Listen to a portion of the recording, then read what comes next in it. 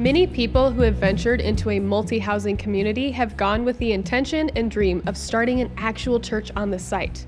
By church, we simply mean a group of people who can regularly meet to worship, teach, make disciples, and fellowship, and do ministry together.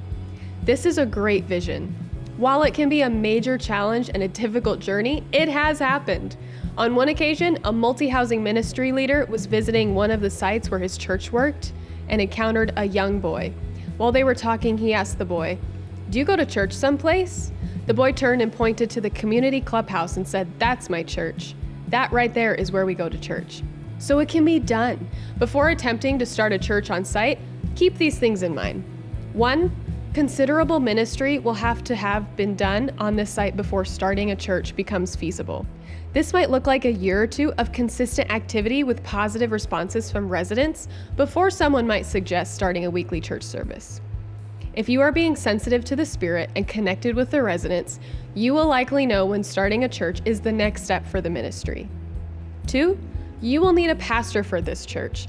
This person may have been officially trained as a pastor or may simply be someone with that spiritual gift of shepherding. It could be someone with a day-to-day job and no real training. But if they have a heart for people and a knack for organizational leadership, this could be a great fit. This person is indispensable as everything rises and falls with leadership. 3, because of our nation's respect for the separation of church and state, the government requires nothing of a church to simply start up and operate.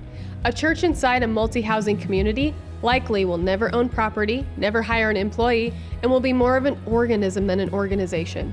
These types of churches are often referred to as cell churches or house churches, and they already exist in most countries in the world.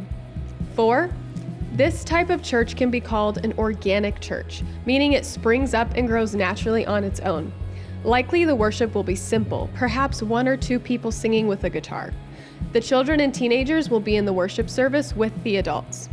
Chairs may be in a circle, and the order of service may be more spontaneous and highly participatory. Various people will bring a Bible, text, a prayer, a song, or give a testimony.